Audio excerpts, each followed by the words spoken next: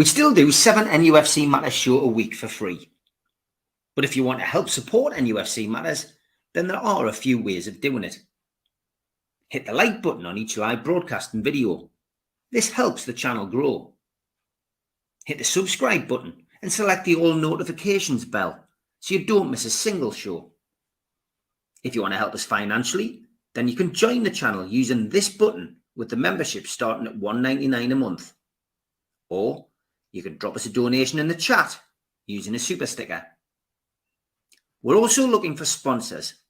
If you'd like your brand advertised on the flyers for the show and featured during the ad break, then email john@nufcmatters.com to arrange today.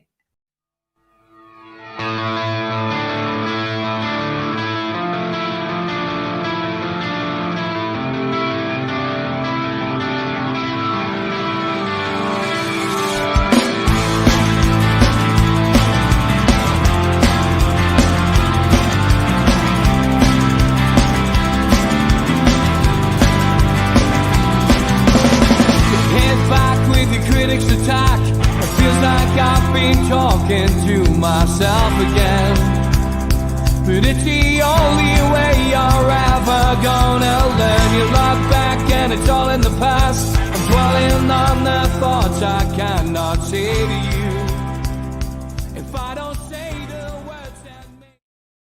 Good evening, welcome along to NUFC Matters. It is the three amigos, the perfect way to kickstart a Newcastle United weekend. Unfortunately, it's international weekend, so we can't kickstart a Newcastle United weekend this weekend, but there's plenty to talk about.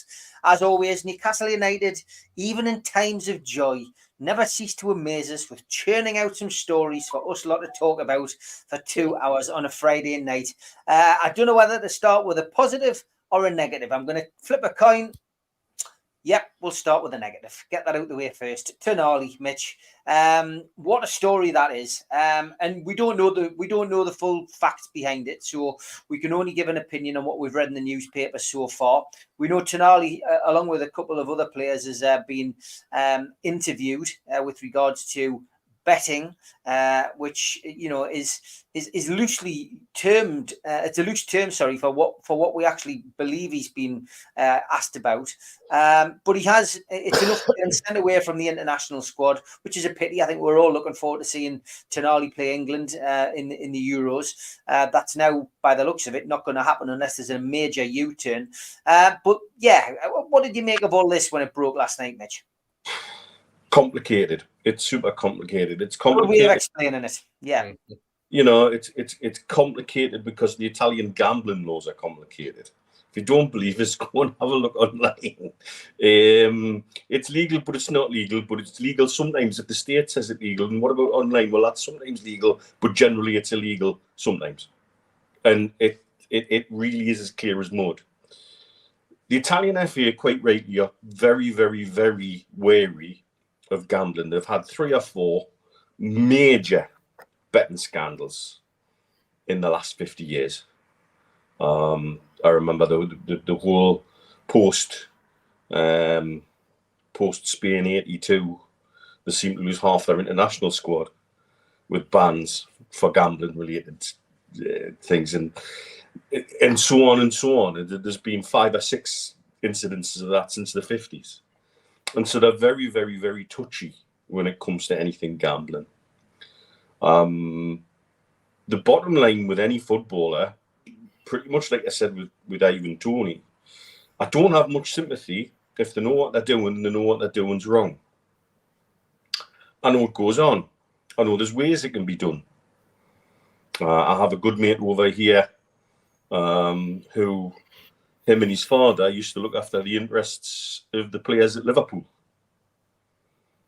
And he'll tell you how many bets he's put on with his own credit card and how many betting accounts he had in his name, and the credit card bills weren't paid by him. And he's got some cracking stories, by the way, if you sit and spend an evening with him.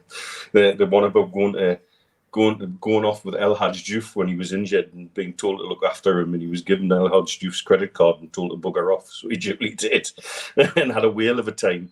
But that's the kind of thing that he was dealing with, and that's in the 90s. And there's always ways around it. There was always people had little runners and youth team members who used to go and put bets on for them. And I'm sure that goes back to my dad's day as well. I'm sure there was people putting bets on left, right and centre for players and on behalf of players to mask what was really going on. I can take it to the back. Sorry, I can take you to the back lane in Wallsend where the booker used to stand on the corner. You can. And so, it's at time immemorial, it always seems to go hand in hand.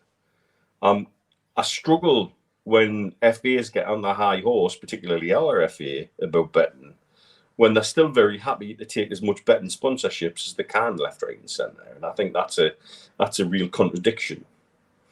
Betting and gambling is a real problem, and it has a real impact on families. And I know somebody personally who destroyed his family and his own life and his reputation, and he's currently rebuilding all of that, having done time for the mass fraud he committed against his employer to feed his gambling habit. And now he's very vocal and very honest and very brave to stand up amongst some of the guys working at the NHS gambling clinic in Sunderland, for example.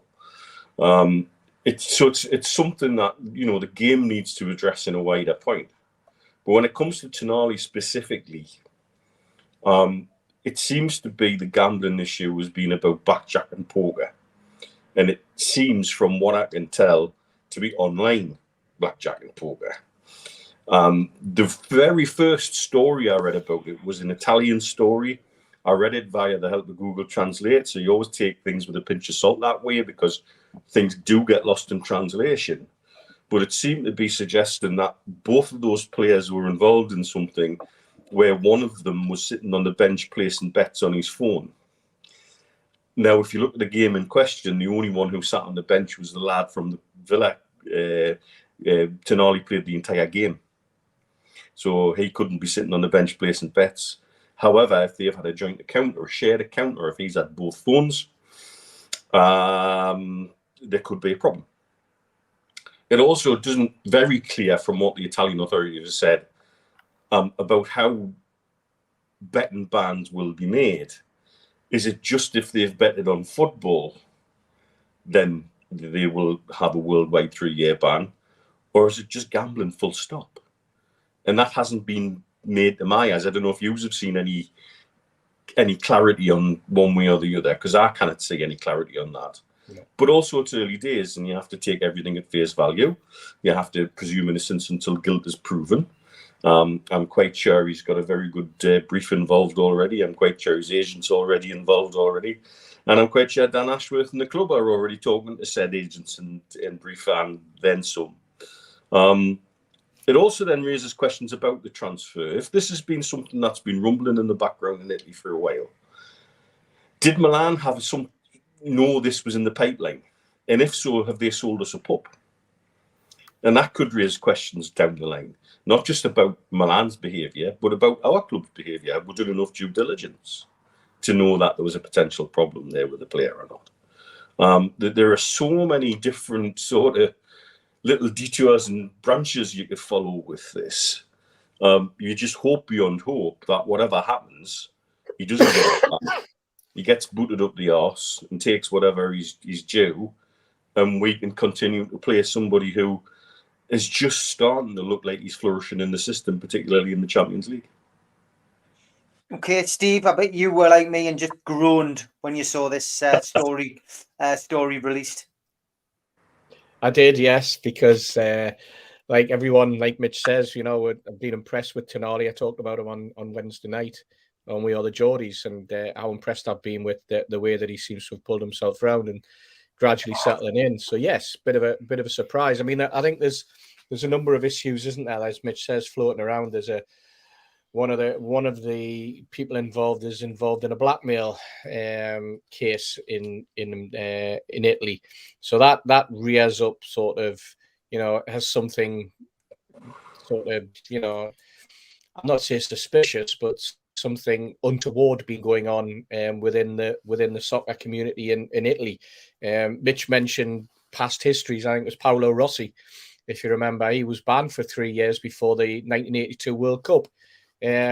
And during that period of his ban, he was actually transferred to Juve as well, believe it or not. I think he was at Perugia and got transferred to Juve. Can you imagine that? You've got a banning operation. You're banned for 3 years, which I think ended up getting reduced to 2, and halfway through it, you get transferred. There was also a doubt at one point over who actually owned him. I mean, Italian football's been riddled with these sort of scandals for an awful long time, and I think it goes with the territory. It goes with the whole sort of mafioso links that exist in certain cities and certain towns, with certain families, with certain football clubs, the influence of organized crime. A whole plethora of situations in Italy, and Mitch is right. The Italian authorities do try and have tried to stamp down on it, particularly the football side of it. But yeah, it's disappointing to hear. But there again, I mean, some people would say there's no smoke without fire. Well, I would say there can always be smoke. It doesn't necessarily mean that there's a fire there. I think we just need to sit back and not panic. Not make judgment either. I've seen a lot of people making some very, very rash statements about Tonali. If he's guilty, that's it. He's finished with me, blah, blah, blah, and all this type thing. And how dare he? And, I mean, they know nothing other than probably what Craig Hope's written in the Daily Mail, and that seems to be out as far as it goes. But, I mean, the club will be on top of it, as Mitch says. Dan Ashworth will be on top of it, we know. Because that's part of his job. And we'll have, I mean, I know for a fact that the club started to employ a whole team of lawyers looking at all aspects of the football club, from club signings through to potential litigations, through to, no doubt, contractual ticketing, you name it. They have lawyers that are involved in it. And that's quite right, because that's what you need to do as a big organisation. So the right brains will be onto this, and the lad will be getting the right sort of advice and the right sort of support. And we just bide our time. At the end of the day, he's there to kick a football. We should only be interested about him kicking a football. We shouldn't get too wrapped up in allegations that are thrown at him without any idea of what's really going on. So let's just calm our chickens. I'm sure is the phrase that Stewie would use if he was on the show today. Yes, you're certainly right there. Okay, George, the Tonali situation. I mean, look, the club have had a couple of things to deal with since this ownership took over 2 years ago. We had Joe Linton, of course, drink driving, which I thought the club handled admirably. We had the situation in recent weeks where Jamal Lascelles was out and about. He's entitled to do that. Was attacked in the street, defending people. Yeah. Again, the club handled that well. I guess the international break has come at a really good time for this story, because Eddie Howe would have normally been doing his press conference this morning, and that story would have been dominating the press conference this morning. He would have hated that today. So he's got out of jail, I think, Eddie, which is great. He will still probably get it next week. But how did you feel when you saw the story break? Well, your heart sinks, doesn't it, when you're a Newcastle fan and something like that happens to any player, but particularly to a new guy who's just coming in and making his way. The only issue for me with Tonali and his agent and all those around him, when the transfer was being done, didn't anybody drop a little whisper that there was a problem on the way? Because they must have known. I don't believe they didn't know when that happened. So that's the only thing that bothers me about it. The other issue is that if he hasn't been shown to be gambling on football, a good lawyer will drive a coach and horses through whatever rules they've got. And I think that's what Newcastle United will do. Let's say this is like any other young man or woman who's in a profession and decides they want to gamble and gamble. But as long as he's not gambling on football, I mean, our football isn't clean. Look at way back when Sheffield Wednesday had half a team, a third of a team suspended for years because of Peter Swan and people like that, who got 2 and 3 years bans because they were gambling on football. And Neil's right, even way back. as I say, I could take you to the street corner or just off West Street, off North Road in Wallsend, the back lane where the booker used to stand on the corner and everybody knew he did. So, no, it's sad. It did make me hard think at the time, but the more I read about it, the more I think that, good lawyer will help him to get out of it and we'll move forward. I mean, the guy's starting to show the quality that he's got from the Italian league and the skill that he's got. But in Italy, of all places, Neil's absolutely right. Everything to do with gambling and sport and horse race, you name it. And the mafiosos will have their foot in the door somewhere and still have, even despite the fact that they claim that the mafia's gone. I'd believe that if it snows pink. So yeah, it is a bit upsetting and disappointing, but you're right. The club have got the people on hand to help to sort it out. Would like to have so many other things, and he can move on. I disappointed, but not worried that we're going to lose him for 3 years. It's different. Different to the Tony issue because Tony was gambling on thousands of football matches. Okay, well, you might not have escaped your attention. We have got a flyer with "Happy Birthday, Mitch" on, so we've just brought somebody in to say a quick happy birthday for tomorrow. No, I'm waiting for the professionals on Sunday. I'm just sitting here waiting. I've got no. It's Chewy. I only come on to correct Steve Hasty. It's cool your jets, I say, not calm your chickens. So now, well, obviously you know why I'm back. Someone very, very special person. Someone I'm proud to call a friend. Someone who I think the world of. Someone who I aspire to be. Someone I'm lucky to know. It's their birthday today, yes. My older brother. It's his birthday today. It's also Mitch's tomorrow. Genuinely, it's their nice one, Stu.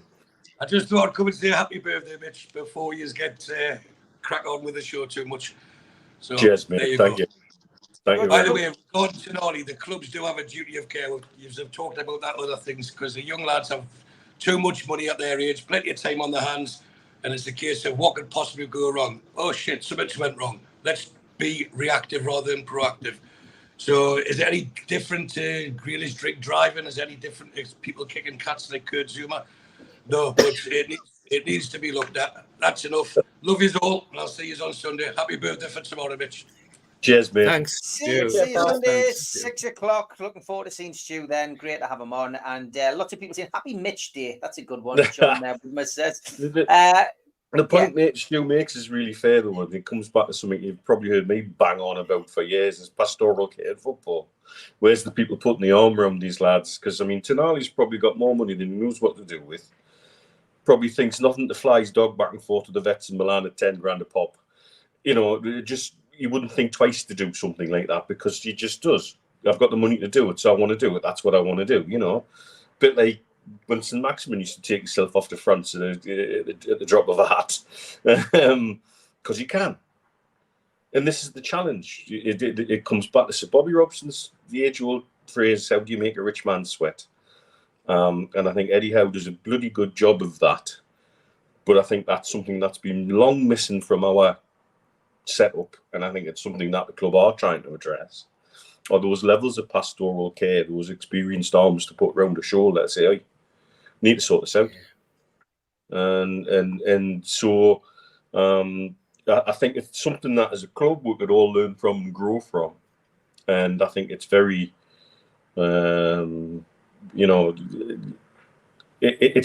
always look at opportunities rather than threats in situations like this, and we just hope he doesn't end up getting a ban and we can get the best out of him as a player. Yeah. Interesting. Some questions coming in. I don't want the whole show to be taken over by this. Question regarding Tonali. If he's banned at some point, could we sue Milan, Mitch, if the betting occurred while playing for them? I mean, again, it needs to be confirmed if he has done it, and it also needs to be confirmed what he's been doing. I'm quite sure there'll be lawyers involved. Yeah, so it's an easy... Well, Well, If sure. there's been Surely the easy route is, if he knew and his agent knew before he signed, his contract's torn up, isn't it? probably. Yeah, I mean that's Possibly, but I think a lot of it would depend on what sort of contract he's got, what true. the agreement was between the two clubs. If there was some sort of clause written in or some sort of statement that that Milan signed that they were not aware of any reason, and as you would say in a marriage, any unjust impediment or whatever, that type of thing. If statements have been marked down on paper and signed as agreeing to, and then that's a breach, then it becomes a breach of contract. Other than that, I think you just have to look at the situation City got themselves into when they tried to claw the money back for the transfer of a footballer who they'd already signed, who didn't play a game for them and sadly got killed in a plane crash. And look at how that's still dragging on. They're now going through a different avenue and a different set of lawyers to try and claw back some money from the money that they forked out on the transfer. Absolutely shambolic. And when it gets to that situation and would drag on for years and years and years, it depends, I suppose, how much one club feels as though they have over another club. It would depend on whether Newcastle thought they had a nailed-on case and whether Milan thought, in the other extreme, that there was nothing to answer to. And this is why lawyers are very, very well paid. And this is a case for Nick DeMarco, I think. That this is what his bread and butter is: contract law, sports law, and the implications that it has for footballers and football clubs and football hierarchy. Best time for the club personally for this to break, international break, because there's no, there's no press conferences. Probably the worst time for supporters because they're sitting at home and nothing to talk about. So it creates this storm that we see on social media, and a lot of people are right. People are quick to jump on the story, and they're creating their own narrative. I guess we on this podcast have always prided ourselves in, basically examining the facts before we even talk about stuff. And that's what we've always done. And we've all had time to look at this today. The simple case is that he's been sent home from international duty. He's not playing for Italy.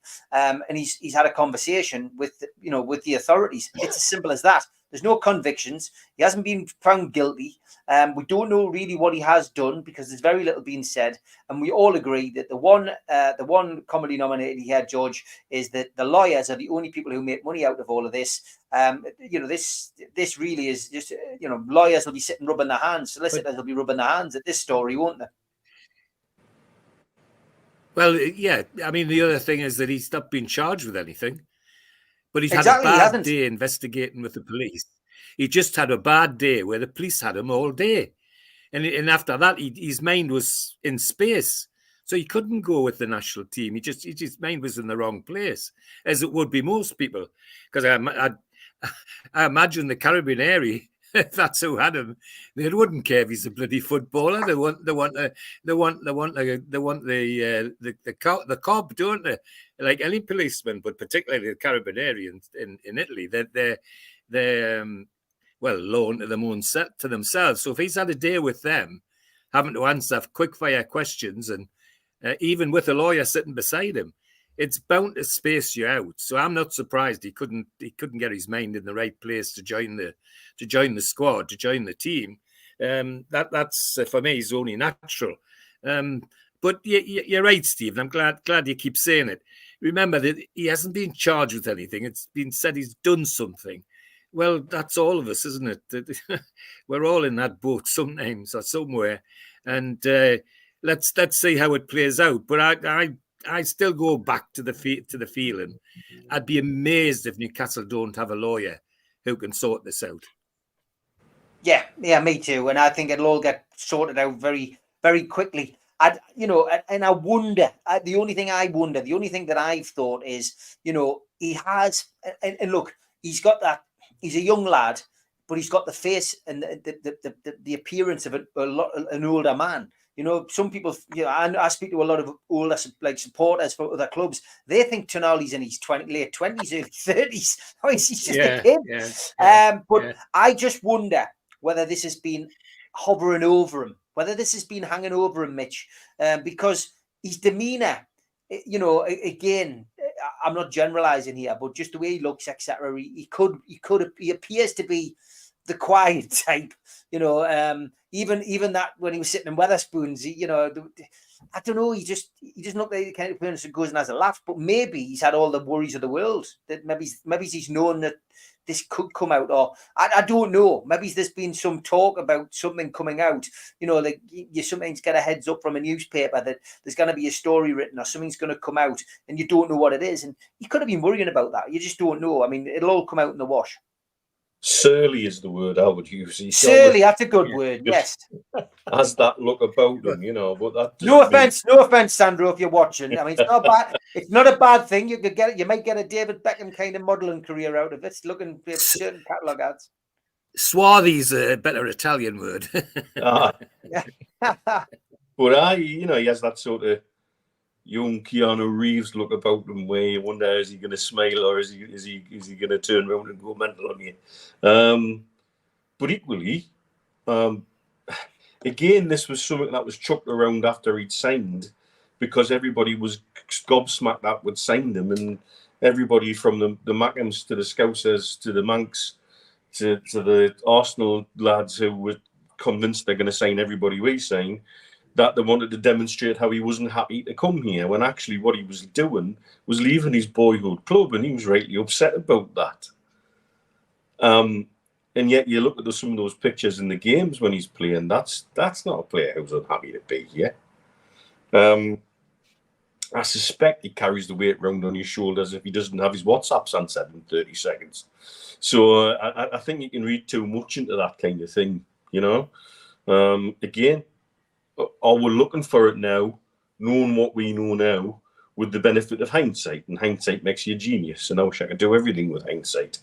So I think we just have to play it as it comes now.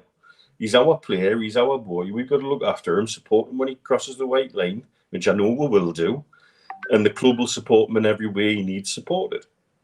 I've got no doubt about that. And it's a long time since I've felt confident to say that about the club when it comes to players and looking after players. The plethora of stories we have from former players where things started to go south and they were given the square root of F all in terms of help from the club, really. And I think that is very different now with this dressing room and the environment that Eddie Howe and the new ownership have created. So I've got no doubt he'll get all the support in the world he needs. And coming out of this, it might make us all stronger together and might make him even more determined in the end to stick one up the rest of the world and say, look at me, I'm one of the best players in the Premiership now, and try and stop us. Yeah, I think that's right. Look, we've spoken about it tonight. I think it needed to be addressed. I think a lot of people wanted us to talk about it, and we have. So we'll park that conversation there, because as always on a Friday night, we have lots to discuss and lots to show you. Here is the day I met.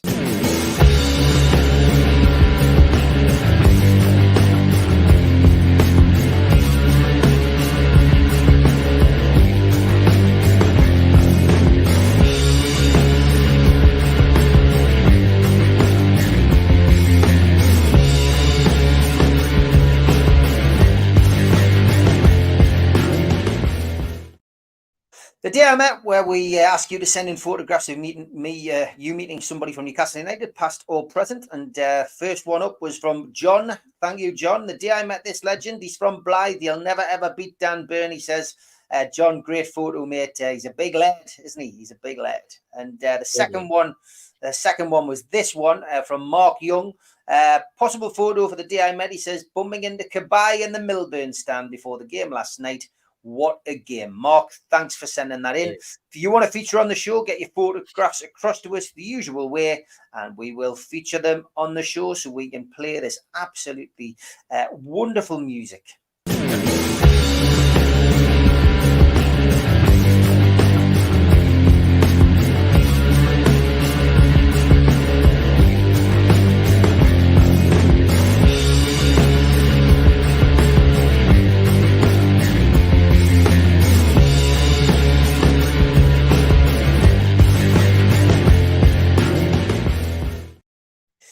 Good evening, Tom. He shares the show for us every day. He's in the moderator chat as well. And he says, Dan Burn signed a contract extension at Newcastle until 2025. I mean, that's a feel-good factor story if ever we've had one, George. Yeah, absolutely. I mean, apart from the fact that he's a nice guy and he's a Geordie, he's a good utility player for us. He's a good left back. He's a good centre back. I suspect he'd be a good centre forward if we asked him to. But yeah, that's great news. And it's good for the harmony of the club as well, because he's obviously well liked. I mean, anybody who can stand up in the dressing room and dance the way that he did in front of all his mates, it's got to be worth a contract. No, I think that's right. Good news story if ever there was one. For lots of reasons that I've just said. He's a nice lad. He's local. He seems to fit in with the group. On the field, he's got a smile on his face. He's utilitarian, and it's interesting that because of his stature, when any of his mates are in trouble, it's not long before Dan Burn's not far behind, standing over them to make sure they're looked after. No, great. Happy story, that one, Steve, and I'm glad it's happened. It really is positive.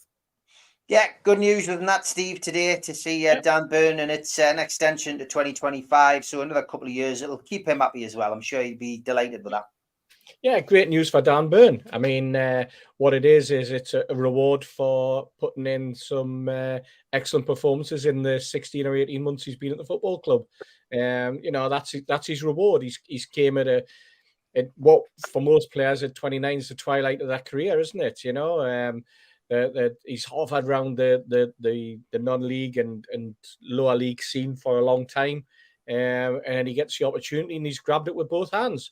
And I think if nothing else, that shows to any sort of budding footballer that if you've got the ability, but you're not getting the breaks, there's every possibility that the break might come your way. And the break came for Dan, no question about that. His hometown club, and he's grasped it with both hands. And for that alone, like I say, for the performances put in, for the steady Eddie performances, and for the very fact that he's there. He's someone, and we've used the word many times when we talk about Eddie Howe. He's reliable. He trusts him. And that's why he's in the squad, and that's why he's in the team. And this is a reward for Dan's hard work as much as anything. And take away the fact that he's a Geordie, he's getting it because he's put those performances in. Not because he came from Blythe or whatever or anything like that. Simply because the lad's done really well and deserves it. Mitch, good day at the office most weeks for Dan Burn. He's earned that contract, hasn't he? Absolutely. You know, anybody needs to see that hard work will get you rewards. Yeah. It's as simple as that. To have him in the dressing room. Oh. He's gone. He's back. We can't hear you, Mitch. We can't hear you now. Your volume's gone. Having a few issues is Mitch. I'll give my 2 penneth on Dan Burn. I'm delighted, and especially with the fact that he has been a whipping boy, if you like, one of those boo boy, one of those boo boy targets. I would say that it's great. Yeah. Great to see him get that. Great to see him get that contract. Mitch, are you back with us? Seem to be pretty smart. Right. You've got building workroom the corner, so every now and again the internet gets a bit funny. Yeah, I mean, for the young'uns to look up to him, because it was interesting listening to one of his interviews after the Champions League games about he's feeling his chance had gone to come to Newcastle, and then all of a sudden the chance appeared. And now not only is he just taking the chance, he's probably going to see his career out here. Yeah. But having seen how he interacts with other players, when he was over in Riyadh, he was playing at the back with a young back four alongside him. The 3 others he finished that game with, when we played Al Hilal, were all kids. Yeah. And looking at them organising and keeping them in position and looking after them. That's the kind of character in the dressing room that the kids will look up to. And particularly the lads from the area are probably going, that's what I want to be like. And they've been shown, if you get your chance in the first team, you take your chance. There's a reward there for you. if you deliver. Just that. And again, he's another one that Eddie trusts. He could easily be one of these ones that has the Steve Watson disease, where he becomes jack of all trades, master of none. But more and more, the more I see him at left back, the more reasons I see not to displace him. Even though I'm quite sure he would prefer to be playing at centre back. But and what a joy it is to have options. And as my dad says, as an enforcer in the team, every team needs an enforcer. Every team needs somebody that'll do some of the genuinely ugly stuff. And I'm quite sure he's quite happy to do that. Yes. Okay, good day, as I say, Dan Byrne. Congratulations to him. Interesting one from Lee. We don't dodge big questions on here. I don't want to get sucked into the whole the whole war situation. There's been enough of that on the news to sicken us all. Nothing worse than seeing graphic scenes of people who've lost their lives on television, and it irks with me seeing that, covered in such depth, not because of the politics, but because, it's the people who've lost their lives. And, I sometimes think that TV news stations go for the sensationalistic coverage rather than just concentrating on the facts. But Lee asks a very simple question. He says, I know we don't normally do politics, but he says, do you think the Israel-Palestine situation could cause any issues for our current ownership, Steve? It's an interesting one because of Saudi, I guess. There is links, as we know, between Israel and Saudi, and ultimately the dimensions could all change. We don't know what the situation is, but at the moment, I think we've just got to see how this war pans out, haven't we? Yeah, we've talked before, haven't we, about three-dimensional chess, but when it comes to the politics of the Middle East, it's almost six-dimensional chess, quite frankly. Yeah, there's so many twists and turns. There's so many things that are going on. There's so many friendships that aren't friendships, that might be friendships, which could be friendships, which will be friendships, and in reverse. You know what? I think this could be a perfect example and a perfect opportunity for Newcastle United to just say, you know what, we don't get involved in politics. We've kept out of it. We don't need to make statements. We don't need to get embroiled. I think there's enough people who are desperate for us to be talked about and to talk about us on a number of fronts. And this is probably just another one. And from my personal opinion, I always find that, especially when it comes to international politics, we don't know enough about what's going on to really have an input, and everyone's input is going to be at the diverse side of somebody else's, and that's what causes, again, arguments, disruptions. I'm with you, Steve. I like, just keep out of this particular topic, because it's just so murky. It's just so difficult. It's something that's been going on for well over 80 years. It's hit the headlines again. I remember it hitting headlines in the 1980s. I remember Yom Kippur War. I remember the troubles in '67. I studied a lot of it. And we're in exactly the same ball game now in 2023. So far better to just concentrate on the football. And if we desperately need to, we can talk about Tonali again and his court case.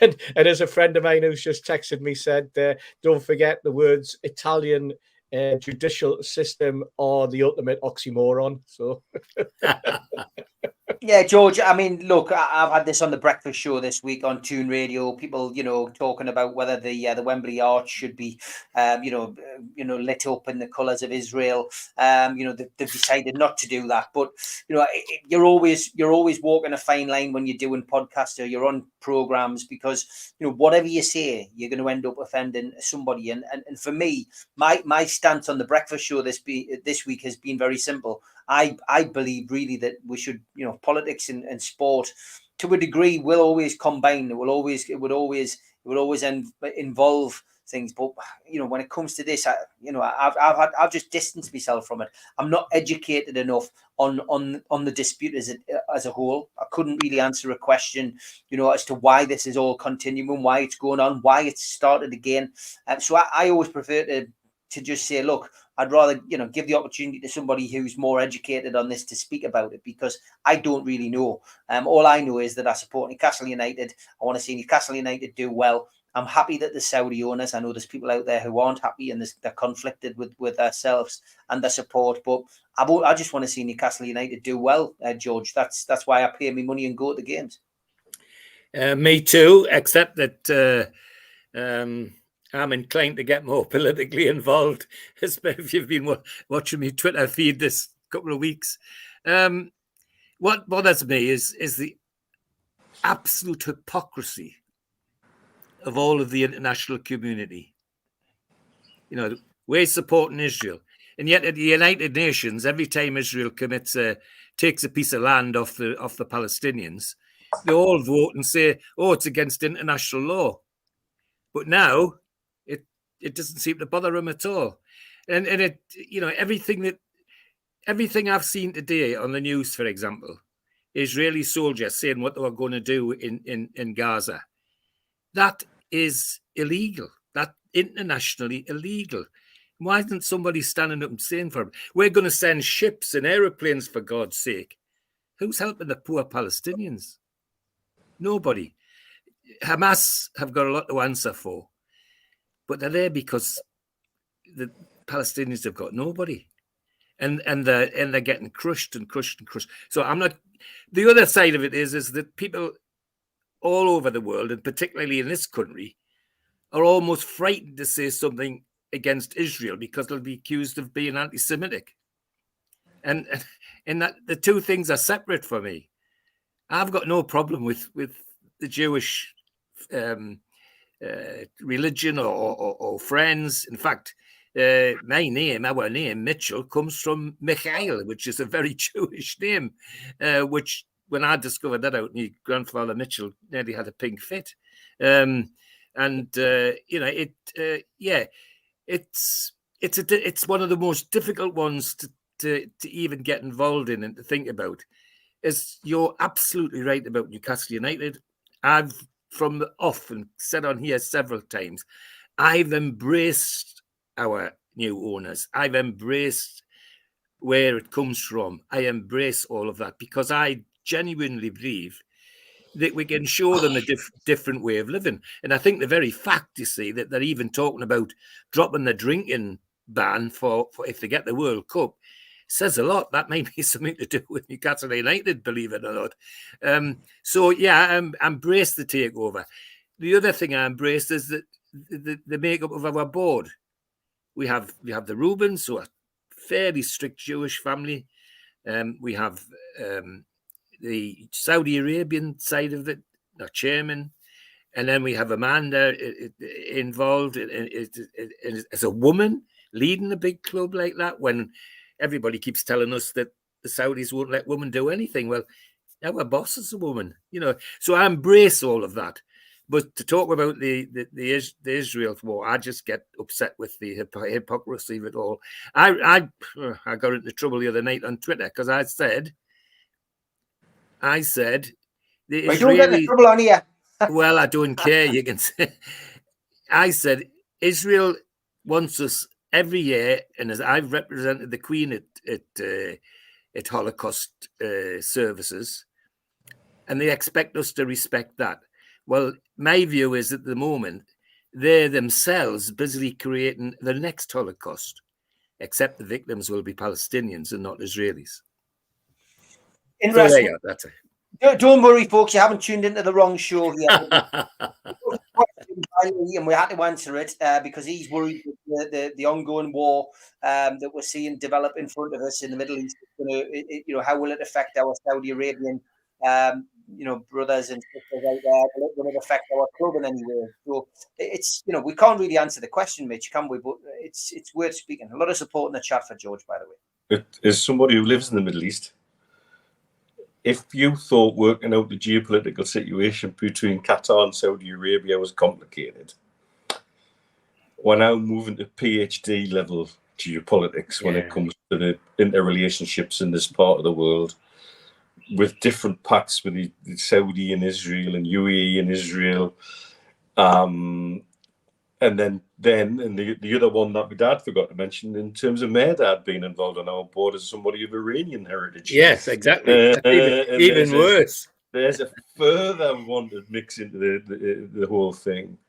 I think it's difficult to understand sometimes is a lot of these things are not binary. You can be critical of Hamas and Hezbollah, but be supportive of the Palestinian people who are caught in the crossfire. You can also be critical of Israel and some of their actions, where it's also being sympathetic to the atrocities they've suffered coming back the other way in recent moments. They're not binary answers, and it never is. And certainly this part of the world, nothing's ever a straight yes or no. You're lucky if you're getting inshallah. And so come and understand it. Every time I think I've got a handle on the region, a curveball appears, a treaty gets signed, or two countries fall out that have been blood brothers for years and years and years, usually over something that seems quite insignificant. And it's the way of the region. It's a problem that's now coming to a head, and it's very difficult to see any solution because everybody's got so encamped now because it's gone on for so long, and it in the end of it, there's very innocent civilians who just want to live their lives who are caught up in the middle of all of this, and that's where my sympathies lie, because the actions of Hamas and Hezbollah effectively taking the Palestinian people, whether they want them there or not, as protectors. They're there, and they're caught in the crossfire of it, and they're now being told, "Get out, because we're coming," which is also wrong. And it's like everybody can be wrong. It's unreal. Okay, we're going to move on. Good evening to Keith Patterson, who is in the chat tonight, entertaining the masses before he goes on his latest night out. He says, what's people's thoughts on ticket sites with 534 tickets for sale with transferable tickets for Newcastle versus Dortmund? This has been a wormhole we've all been in this week on WhatsApp groups. It's been absolutely mental, Steve, this. Right. And just another, and sorry, folks who don't like tickets, but I'm not being funny. This wouldn't be a Three Amigos tonight if we didn't discuss this, because it's been, again, a source of anger, frustration, amusement, frustration, you name it, this week on social media, in WhatsApp groups across the Northeast and beyond. Trying to get tickets on a website at Newcastle United has never been more difficult.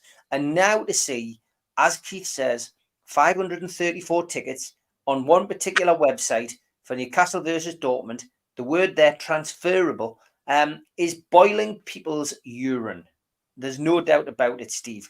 People are not happy at all. And it's starting to affect people's seasons.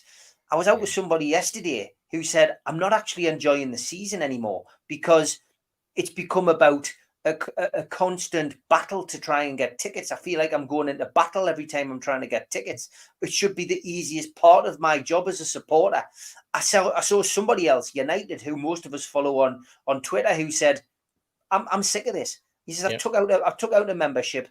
Why should I bother? He said, I've got no chance. I never win a ticket. I see some people who've won 4 tickets in a ballot. I've never won one.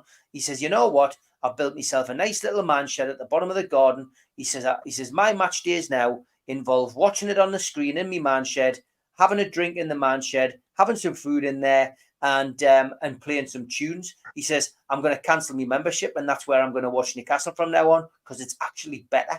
This is where we're at now. And once again, I said it on the Northeast Footy Brekkie show this morning, and I'll continue to say it. Darren Eales has disappeared. Where is Darren Eales, who's in charge of this? We are critical friends, Darren, and if you get to see this, I hope you take this in the right way. but you should be at the front of this particular football club now, explaining to us what on earth is going on with tickets. If there is 534 tickets from that Dortmund game on there, just explain to us why. If that is because you, UEFA, have to take these tickets away and give them to corporates who then sold them on, then this needs to be looked at, because it's, you know, if that's fine and that's legal and it's allowed, then that's great. But will you just tell us that's what's going on? Can you please give us an answer on how many memberships were sold, so that people at least know they've got a fighting chance of getting tickets when they're applying for tickets? And can you sort the website out? Because the website is an absolute joke. And who on earth is making decisions at the box office? Who is saying on a day when Newcastle United fans are told, go and apply for your away ticket for Dortmund, who is turning round and saying, right, let's put the home game on sale, the ballot on sale, on the same day? So then you've got the situation where two different sets of supporters looking for Dortmund home tickets and away tickets are sitting in the same queue getting kicked out. Oh my God, that's a Wraith rant. You don't get many of them. Wolves away tickets and Crystal Palace tickets. And Wolves away and Crystal Palace. And Man City. And Man United. Man United. So, Steve, I mean, honestly, it's usually you who gets a chance to have a rant. I've probably stole your thunder. I'm sure you're going to admit it. But Darren Eales needs to get out and speak to the fans. He was doing it at Wembley. He was doing it when, you know, he was doing it at the start of the season in the pre-season friendlies. Look, don't have your Freddie Fletcher moment, is what I'm saying. Come out, speak to the fans, tell us what's going on, and stop having meetings which aren't getting minuted about something that involves all the fans. You know, we've got to look. I'm not against the supporters' trust. I'm not against them at all. So don't start having to go to us about this, people, and snipping this and sharing this on. But the supporters' trust represent, I think we all agree, it's around about 10% of the fan base. That is not the full representation of Newcastle United support. Ticketing affects us all. So we all need to be part of the conversation. You've got 52,000 fans who go, let's say 40,000 season ticket holders. Send us all an email with the main problems listed that we can answer. Like, I don't know, like a form that we can all, you know, send our answers to. What are you happy about? What you're not happy about? Let us fill it in, because ultimately, honestly, it's just so annoying. It's getting more and more annoying for me, for you, for the next person sitting next to you at the ground. For, you know, I honestly, it beggars belief how on earth anybody could do this and make such a pig's ear of it. And that's what they've done. They need to get it sorted. At the moment, we're having talking shops with fans groups who aren't getting answers. We all need this sorting out, Steve. And like that, as I say, that's rant 2 over. That's the first time I've known 2 rants without anyone getting a word in edgeways. That's fantastic, Steve. Well done. I don't often do it, but you know me, lads. I've got a lot to say, but I don't often say it. I get called the referee on here because I just referee between everybody. But tonight, Matthew, I've had an absolute blast getting that off. Tonight, you are VAR. But you're dead right, Steve. I mean, let's take the Darren Eales situation first. Yes, he has disappeared. He made a big play all through last season, going on Radio Newcastle to start the season, and you know, this type of thing, talking to fans. He's turned up at various events, ticketing events, or whatever it happens to be. As we saw him in the Green Man before the cup final. You know, he did a tour of various places where supporters were. Very much the face. Went to America. He was very much the face of the football club over there, meeting old friends, going on radio shows, talking about Newcastle United. And then a problem arises with the ticketing. He disappeared. Gone. Poof. Puff of smoke. Disappeared. Never uttered a word, but nor has anyone else, nor has Mirdad, nor has Jamie Rubin, who were quite prolific on Twitter, you know, often answering questions from fans, often interacting with supporters. So they've gone as well. The 534 tickets, I think these tickets are legitimate. I think these tickets have been put up there by the football club. They're certainly there with the agreement of the football club because they're transferable. It's not just these tickets either. There was a school of thought that says that the club has signed up with ticketing agencies, and they now have companies that they deal with, that they'll work with, and those companies are basically selling tickets on. So they basically buy the tickets off the football club, they sell them as a package.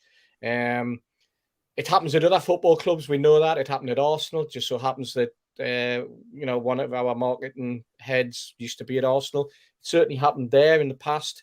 I wonder, there's been a few corporate changes at the football club recently. I wonder if some of these companies also, as part of the deal, will be pushing some of the much more expensive tickets that are out there.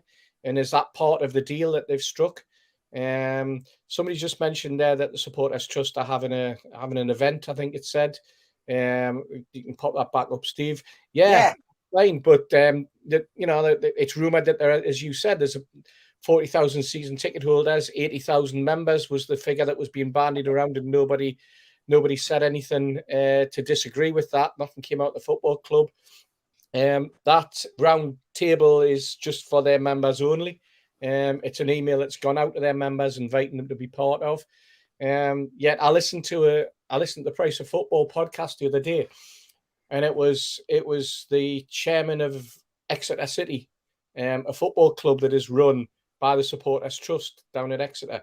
And ironically, a Supporters Trust that we had a number of meetings with when we were Newcastle United Supporters Club, and when we were trying to evolve into a Supporters Trust back in 2008, 2009. They came up to one of the meetings that we held in the Irish Centre and talked about how they had gone about just setting a Supporters Trust up and how they were now running the football club. They've been running it for 20 years. But one of the things that the chairman of the football club, who's the chair of the Supporters Trust, said was, we're here for all fans, not just those who are members of the Supporters Trust. We're here for the season ticket holders. We're here for the community. We're here for the wider community. We're here for the people who come on a match day, full stop, whether they're a member or not, because they see their role as exactly that. This would have been a great opportunity for Newcastle United Supporters Trust to grab the mantle, to be perfectly honest, and say, you know what, we're opening this up to everyone. It's a supporter problem. You don't have to then pay £1 for us to, speak on your behalf or whatever. This would have been a great opportunity for them, but obviously they feel as though they don't need to. They're just gonna talk about it among themselves and not take the wider picture. But that's up to them. But the whole nut of the problem is it's a problem created by Newcastle United. It's a problem created by the box office, by executives who have made the decision, as you say, for the website, the way the website's designed, the fact that they're running two websites. A situation during the week where people were told it was 80 points for to get Man United away tickets, and people with 8 got them. How does that situation arise where someone with 8 points, loyalty points, can get a ticket during a ballot that says that you've got to have a minimum of 80? It beggars belief that the way that the whole system's run. I know people who've look after a number of memberships for the family, and have had in 8 games with 9 memberships have managed to get 2 tickets. Now you work that out. If you've got 9 memberships and you've had 8 attempts to get a ticket each time for all 9, and you've managed 2, how does that happen? And the last season there were well over 1,000 tickets available, sometimes more, in the Platinum Club for to be sold. You barely see 100 now on the system if you're willing to go on and count, if you've got the time. How's that? Where's that bulk of tickets disappeared to? There's an awful lot of questions that fans have, and I think somebody pointed out to me, these are the fans that are losing out now are the fans who support the football club through thick and thin, fans that filled that ground with 50,000 during the Pardew years, during the Bruce years, all the way through. And now they're gradually being phased out. They're not getting the opportunity to buy tickets because someone's made some sort of arbitrary decision somewhere within the ether of the football club to fiddle around with the ticketing situation. Whether they're fiddling around it because of what they've heard, what they've been informed of, or what's been implied, no one will ever get to the bottom of. But the fact that you don't even know how many tickets there are in the ballot, which George is going to tell us in a minute, means it's not a ballot, it's a lottery. Because with a ballot, you've got to know how many opportunities you've got to win. And unfortunately, this is a lottery, just like you do with a national lottery. When you buy that £2.50 ticket tonight for the national lottery, Euro Millions, you don't know how much money you're going to win because you don't know how many people have actually entered this week, because it fluctuates based on that. This is the craziness of Newcastle United at the moment. It's sad in a way because everything was going quite well, and then the start of this season, and I genuinely think as well, by the way, I think there's an awful lot more people gripey about it, but are not willing to step up to the plate and actually speak honestly about their grievance and about the way it's going, because they're frightened about how that'll impact with the football club, either personally or as part of their groups. So, they've built friendships up and they're quite happy with that friendship, and they're not willing to jeopardize their own personal friendships or their own personal feelings towards it, or their group's friendships and relationships. And that's annoying, because we've always said that you're a critical friend, but if you do something wrong, you'll be criticized, and you've got to take the criticism and you've got to work through it. You don't just sort of, put the shackles up and the barriers up and shut the doors on it, which is basically what Newcastle United have done over the last few weeks. Yeah, you're right. Look, and we don't just have a pop for no reason, It's about having an opinion and being that critical friend. When you get messages like this, I get inundated with these kind of things. I've got 8 attempts to get tickets, says Ian, who's on the fans forum every Monday, and he says I've had 2. Tommy's had none. I'm sick as a chip that my son can't go to the match with us anymore, whilst hundreds of tickets are £240 to £400 on dodgy sites. Yeah. And that's what's getting people's backs up, George. Big shout out to Nathan in the chat, by the way. Good to see you, Nathan. We'll see you at Burnley. Looking forward to seeing you. But George, yeah, I mean, come on, you've got an opinion about this. I know you have. Oh, I have. Let's begin at the beginning. I embrace the takeover. I embrace our new owners, and have done lots of wonderful things. But the one group of people have let down really, really badly are the fans. And it amazes me that they've let this happen. And it can't all be by accident. Somewhere in there's somebody that's designed a system to do certain things. And I read one the other day about a lad in the East Stand, was it? His ticket was taken off him for UEFA, and they were given other tickets, which are part of the time you cannot see the ground, apparently, and then found his ticket on sale for £400 on going to somebody else. Mm-hmm. Well, that really can't be right. That really cannot be right. It just beggars belief. I know the old system wasn't perfect, My father and my uncles sometimes queued for 2 bloody days to get an FA Cup ticket, and my mother and my aunties and my granny used to go and stand in the queue for them when they went to work. It was chaotic, but at least everybody felt they had a fair chance. Nobody thought there was anything going on that shouldn't be going on, and at the moment there's so many people on even on the strap tonight saying, well, how's this? How's that? You shouldn't be saying that. You should know exactly. And Steve's absolutely right about my going on about the ballot. It is wrong to call it a ballot. If it was a ballot, when it starts, they would say how many's available and all of that. At the end, they would tell you how many's gone out and who they've gone to. And then two independent tellers would then say, well, yes, that was all conducted above board and no problems. They can't do that because they don't even tell you that at the end. There's no transparency in it at all, and it isn't even like the lottery, because at the end of the day, the national lottery, even the Euro lottery, when it's drawn and it's paid out, you do know how many people have entered. You don't with the ballot for tickets on Newcastle United. It just is a mess. It's a shambles. And it disappoints me that all the good things they've done are in danger of being spoiled by all of this nonsense about tickets and what's happening about tickets. It just, and I can understand, you see, United, the lad you're talking about, he sometimes writes to me and asks questions about things we're interested in historically. And I'm happy. It pains me that somebody like that is virtually said, yeah, goodbye, Newcastle United. It's too hard.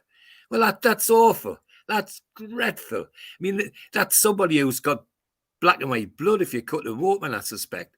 And he's a super lad. I've had a drink with him here in Dubai a couple of times. It pains really me that. Lad. Well, it pains me that somebody like that says, I'll go and sit in me man shed rather than even bother to get a ticket. Well, that's just awful. And what sort of an example is it to young supporters as well? Ian says he just used to go in with his son. Well, God's sake, man, somebody shake their head. That's all for the benefit of the club, all for the good of the club, all for the good of the future of the club. They're in danger of turning people away and turning people into anti-Newcastle United through no fault of their own. And I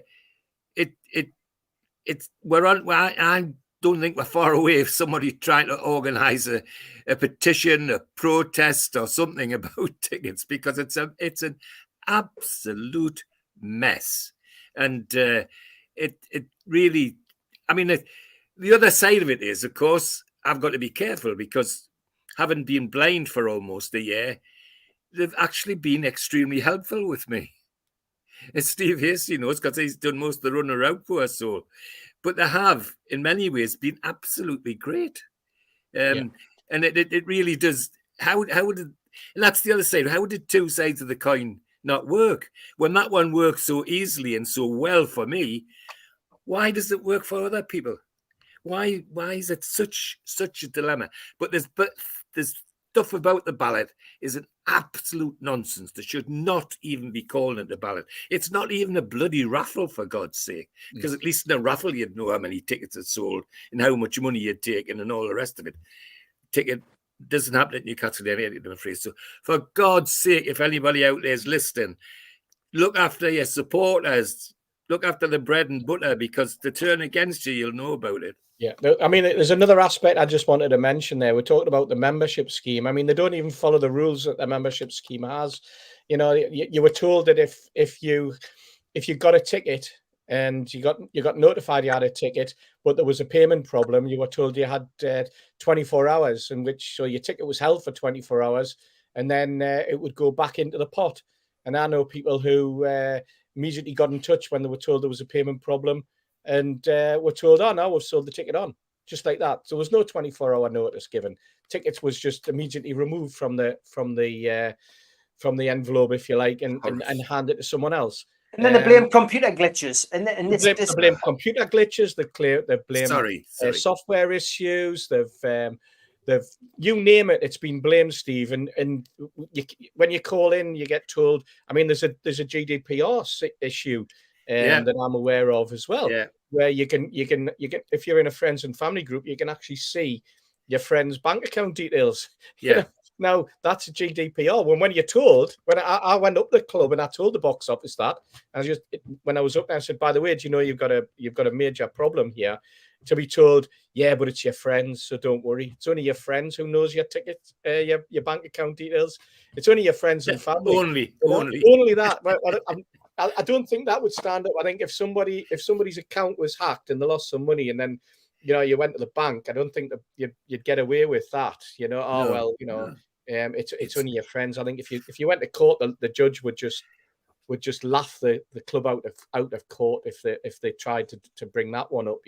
But it's that sort of the left hand doesn't know what the right hand is doing at times. They've obviously brought in some functionality without realizing the impact that functionality has have on the existing functionality they've got, and they basically just got themselves into an almighty mess and an almighty pickle. And then as soon as you start to try and unpick that, especially with an IT system, then you're just prone to more and more problems going forward. And I suspect that that's part of the problem.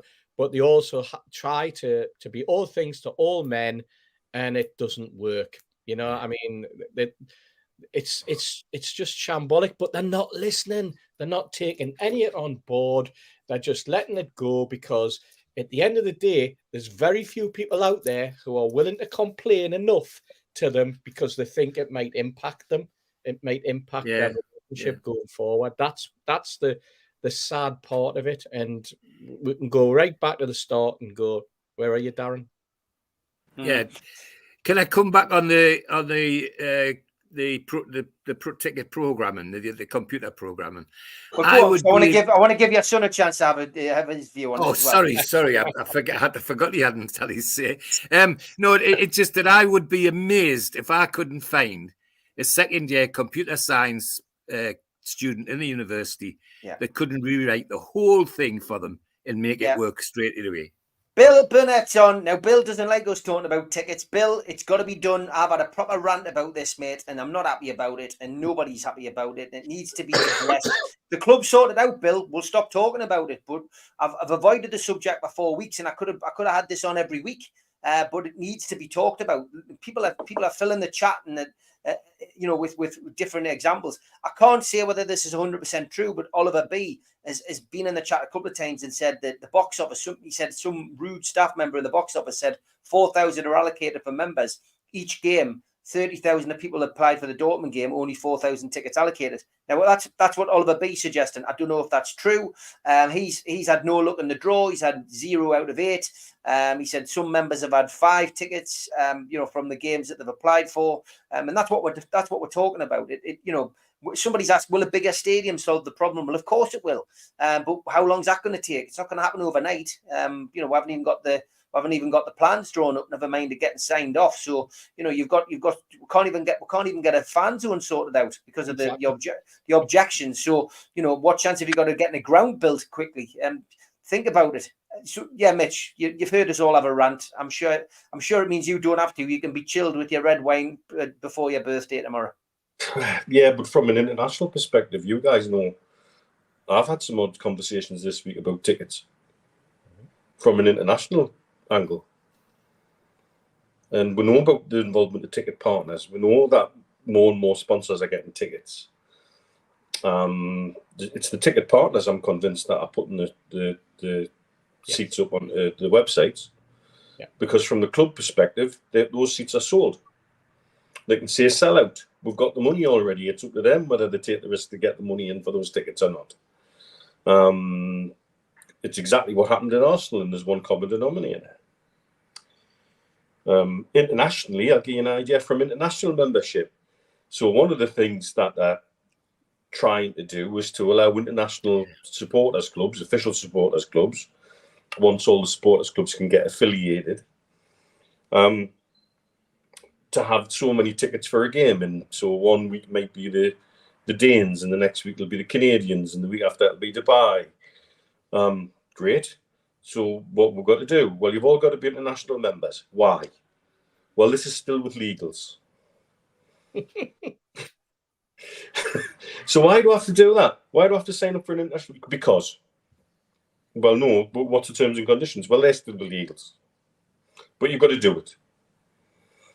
So poor Julie, who's the de facto chair of the Dubai Mags, is running on like headless chicken, trying to sort something for, I think it's going to be our term for the West Ham home game. And this is how far in advance we have to plan, because people have got to plan time off work and plan flights. It's not like we can say, oh, we've got 30 tickets for you next Saturday. Oh, great. Aye, cheers. Yeah, we'll all just come over en masse. These things need planning. But also these, again, are blocks of tickets that are being taken away from that pool. Yes, they're going to supporters and they're going to fellow Mags, but they're not going into that pool. If you agree with that, if you disagree with that, I know there's people have strong opinions on it. I certainly know what Keith Patterson would be saying if he was on with it. I've got a coffee with the CEO of football at noon, and one of the first things he said to me is, if you ever need any tickets, just give us a shout. Eh? Well, how many are there? And how many are disappearing here and disappearing there? We just don't know.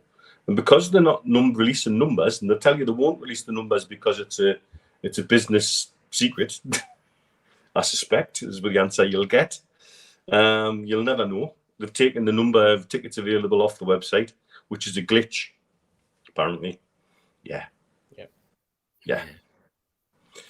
Glitches everywhere, Mitch. Glitches everywhere. Yep. And so it from an international point of view, it's just as messy. And I come back to the conversation we had 3 or 4 weeks ago about the lad from Canada who was utterly convinced that memberships, he used the word tiered. I think what he was trying to say is some members are luckier than others.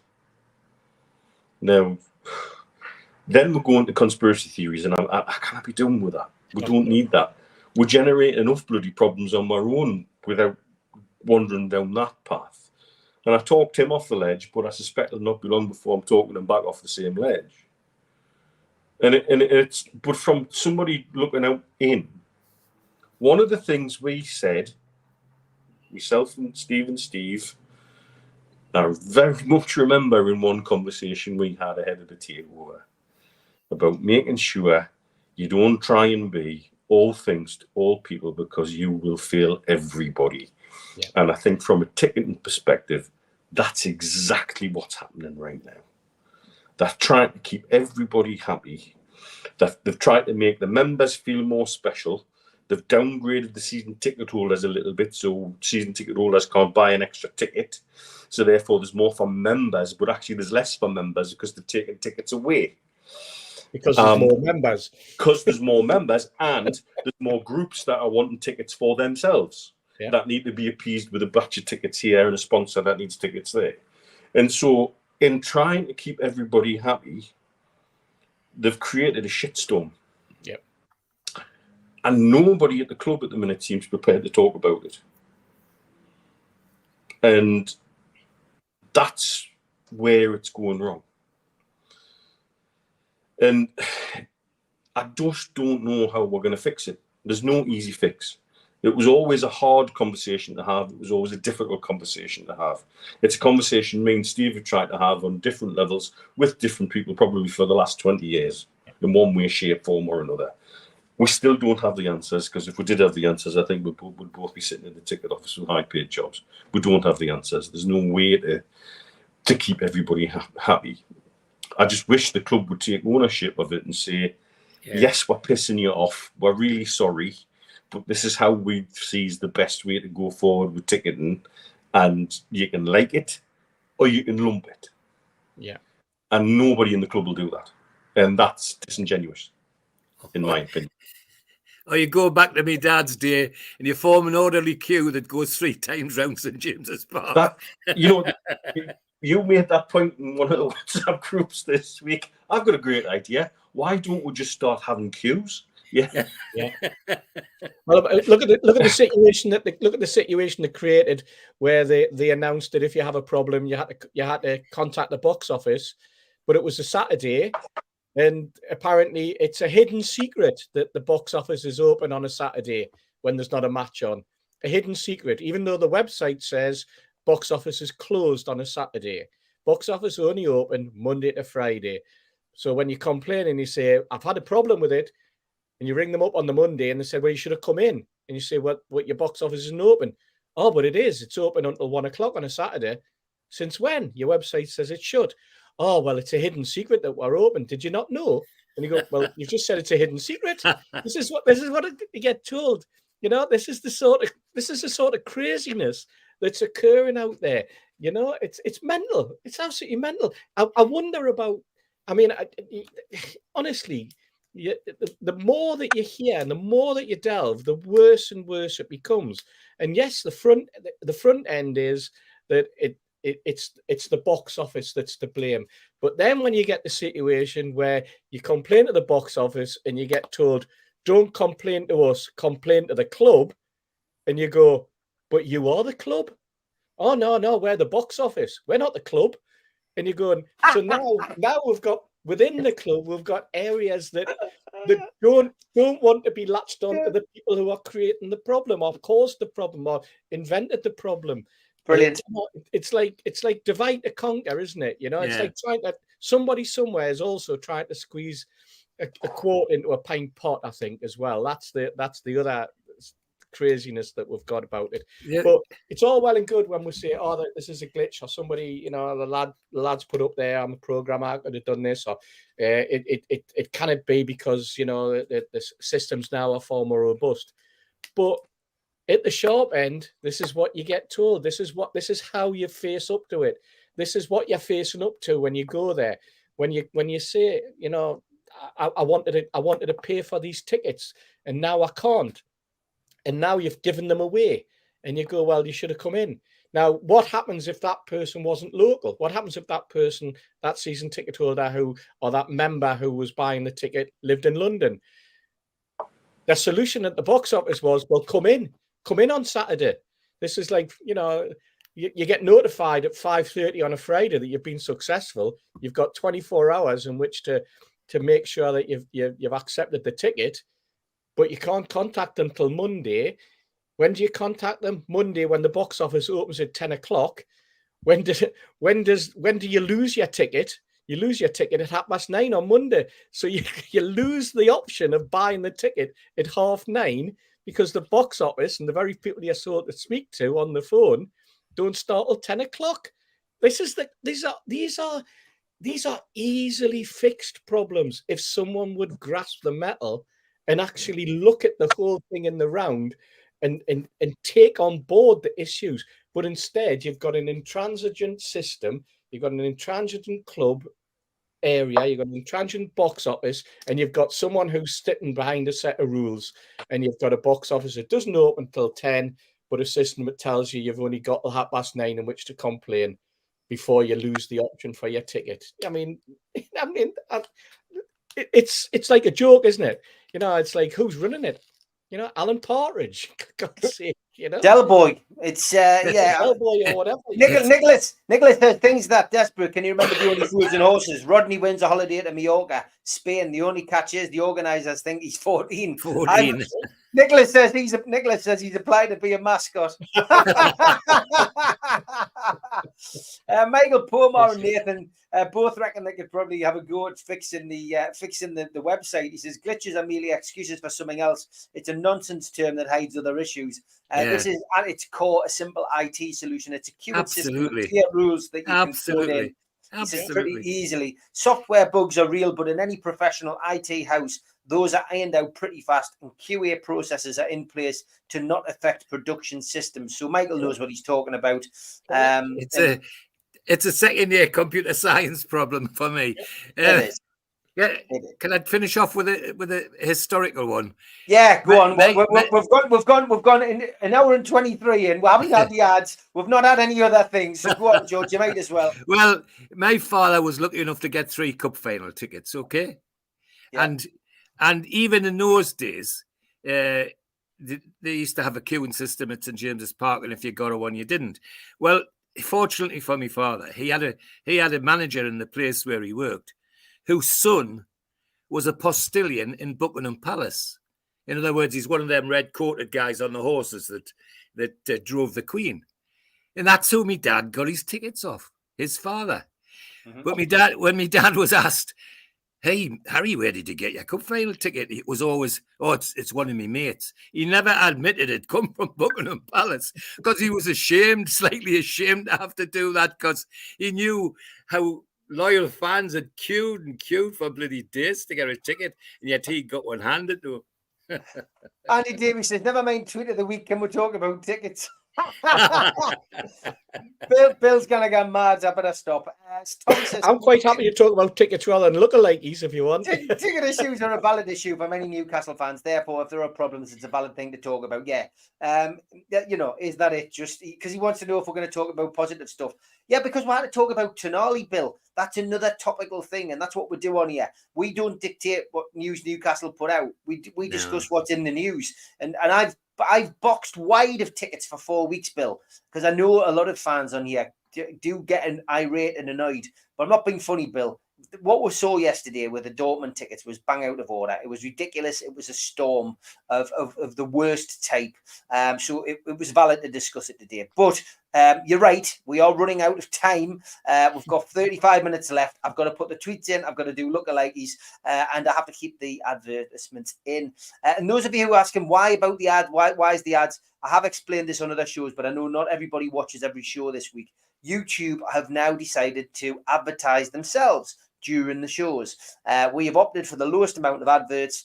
We could have gone for, as they describe it, aggressive adverts, but we've gone for the lowest tier. So you will get adverts depending on what you're watching it on. If you're watching on phone, TV or computer, some of you won't get adverts, some of you will, but just skip if you want to rejoin the show quickly. If you want to watch the ads, do it. You'll just miss a little bit of the show, but we can't do anything about it. YouTube have decided to do it. Anyway, these are our ads. Enjoy.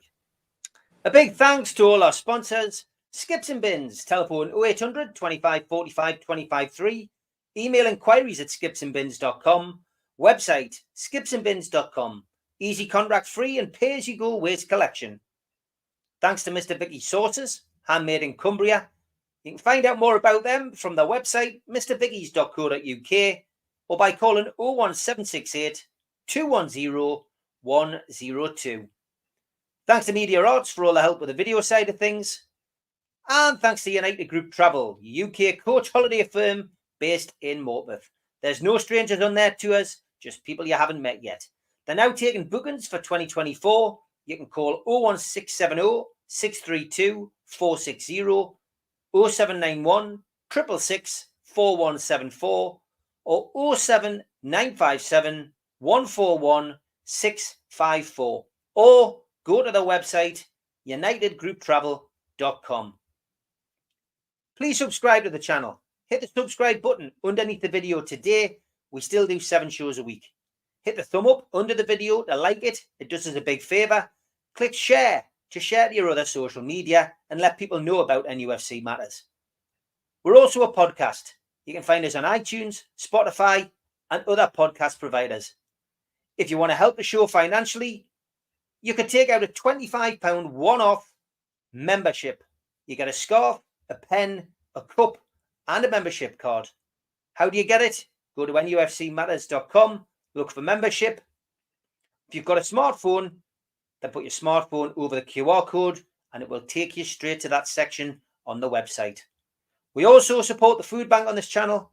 You can donate to the food bank today by going to nufcfansfoodbank.co.uk.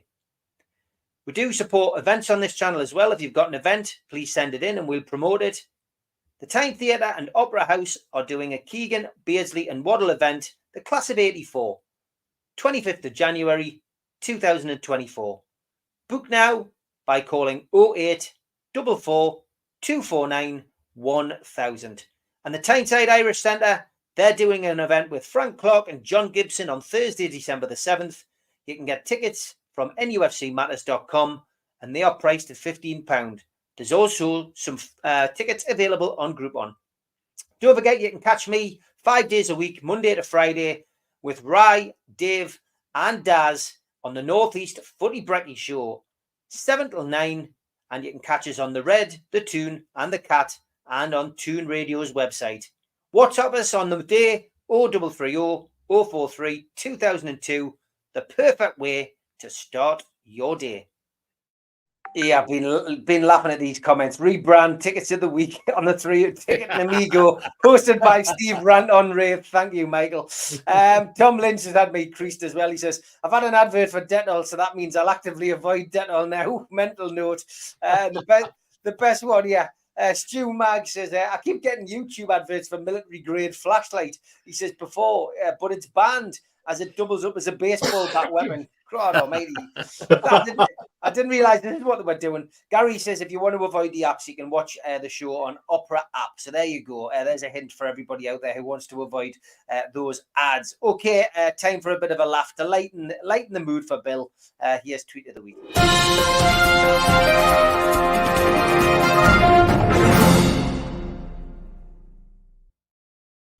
Lots and lots and lots of tweets as usual to get through. You went mad this week, you lot out there. Thanks to Zara as well, and Jimmy, and all the regulars who've sent us this. I got this email by Keith as well. He says, "This is Newcastle United now," with everyone, all the superheroes bowing to the Newcastle United badge walking through.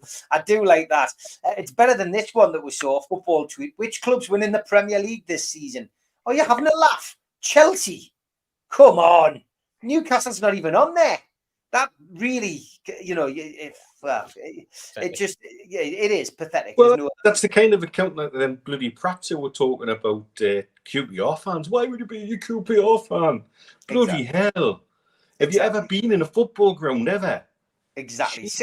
Sycamore Gap's got a replacement. Great to see Big Dan Byrne there now on his days off at the football club. And this, how do you spot a blind man on a nudist beach? Well, it's not hard. No. That's a classic. Not one player from Newcastle's team gets into Manchester United's team, said Billy Meredith. Not on paper, which is my point. Dan Lawler says, "What paper is that? The Rizzler you used for whatever drugs you were smoking." And he was a West Ham fan. Ian Hull just had a medical. The doctor says, "Don't eat anything fatty." I said, "Like bacon and burgers?" He said, "No fatty. Don't eat anything." Very good. I like it. This one got sent last week. Sorry I missed this. A lot of people sent this one. I don't care which side you're on, but this is hilarious. And Shearer, this isn't Steve Hasty. This one was from John. The dog doing a Shearer celebration, which I thought was very good. If a bra is an over-the-shoulder boulder holder, does that make a jock strap under the butt nut hut? Dear me. Very good. And tweet of the week from Soda Pop Kid. Well, it's not, but he says, "What do we want? A cure for ADD. When do we want it? Ooh, look, a seagull." There's a few more from Soda Pop Kid. Some girls don't like to walk in the rain because it puts their face back to factory settings. Oh, dear me. I hope you didn't send that to your lass. And I passed my ethics exam yesterday. I cheated. Very good. See what you did there, mate. And Paddy tells his wife, "My bum hole's really burning. I've no idea what it is." "Ring sting," his wife says. Paddy replies, "How the hell will he know?" Oh, dear. The old ones are the best. And another one from him. "I said to my wife, if I die before you, I want you to promise that you will marry Ernie from up the pub. She said, I thought you hated him. I said, I do." And another one, "I was ready to quit alcohol. Then I saw how happy it was to see me. How can I leave that smile?" Oh, dear. Classic. And Stephen Kennedy, thank you to you as well. Some great signs here. Dick's Pizza. "You haven't eaten pizza until you've eaten Dick's." Flick Bean Coffee Shop. Wonderful that. And Fat Fook Noodle Bar. "Let's do lunch," he says. Thanks, Stephen, for those restaurants. Somebody left a blow-up doll on this plane. And room for one more in the Steve Hasty fan club, said Stephen. Never wanted to be in a gang more than Steve Hasty's. Nice one, Stephen. And remember, having sex on a regular basis helps keep your memory alive. I wish you all a great 2016, he says. Trump's car being escorted to the G7 2018. Well played, the Canadian Outriders. Well played indeed. So that was quite funny. Look at that. And what do you have with no fat and no sugar? Napkins. Stop looking at those phones while you're at the table. This is what life was like in 1965, George. Yeah. Expect head always, says Stephen. Great saying. And it's not going to end well, says Stephen. No. And another tweet of the week, this time from Rita. She says, for God's sake, Percy, put some pants on. What on earth possessed anyone to have that like that? I do not know. Clarinet, this is a mandolin. Oh, And only Star Wars fans will see it. Haven't had one of these for a while, lads. No, it's a good Roger, one. Roger. It's a good one, isn't it? And a Star Trek one to help you as well. How did you get hurt? Let's just say if you're dating a dominatrix, never say it's time to hit the sack. Just hear William Shatner saying that, couldn't you? A hart, an eagle, a mermaid. In 2055, retirement village residents play a game of guess what the tattoo used to be. Another one of those cartoon ones. Here lies the man who discovered dynamite. And here also. Here's some more. And here. That isn't what prove you're not a robot means, Bob. How you have anything for goodwill that you don't use anymore?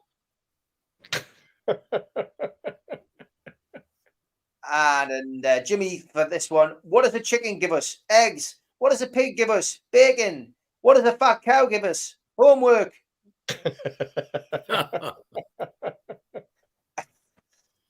Other way around in Sunderland from Stephen, this sign, Deja Vu presents showgirls, 50 beautiful girls and 3 ugly ones. Great sign, that. Meanwhile, somewhere on Wearside, when red light shows, wait here. Look at that. And where did they put the rest of him?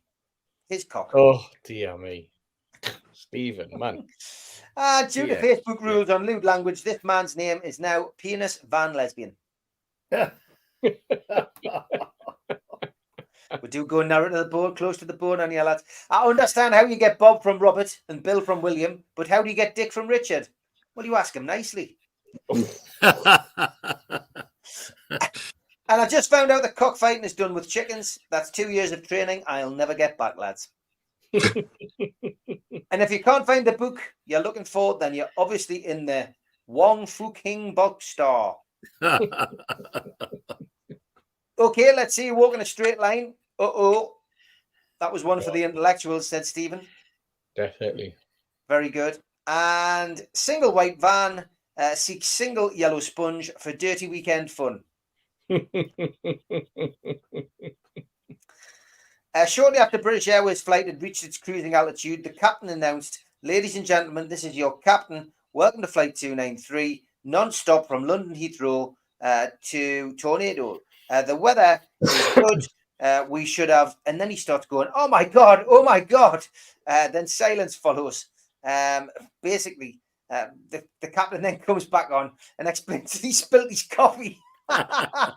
"You should see the stain on the front of my pants," he says. And the bloke at the back shouts, "You should see the stain in the back of my pants." Paul Rocky Toon, thanks for this. He says, "If this doesn't keep the little bastards away from the door this Halloween, I don't know what will." I've always been reluctant to show that, lads, but with Jimmy Savile and The Reckoning being on BBC, I thought we could get away with it this year. Yep. And for sale, railway sleepers, ideal for raised garden beds, etc. 46,000 available. Contact Rishi. And embarrassing how proud I am of myself. Anytime I manage to put my phone down so I can focus on the TV. I think we've all been there.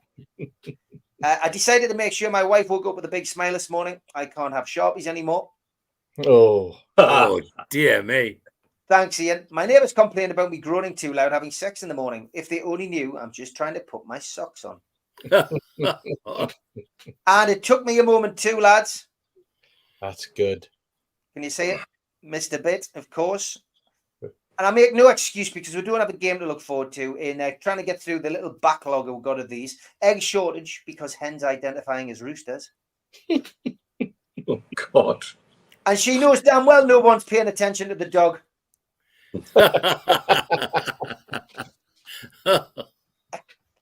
1 minute you're off your buns each weekend, getting in at 6 a.m. The next you're wandering around Dunelm looking for an L-shaped cushion to help improve your sleeping posture. And GH executive, I didn't forget you, mate. When you're on 1.1 million a week and you're getting yorked by a bloke from Blythe Spartans.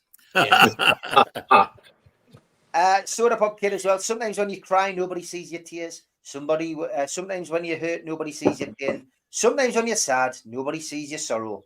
But fart just one time. I was born in 1892 in Bluffhampton, and I wrote The Hobbit and The Lord of the Rings.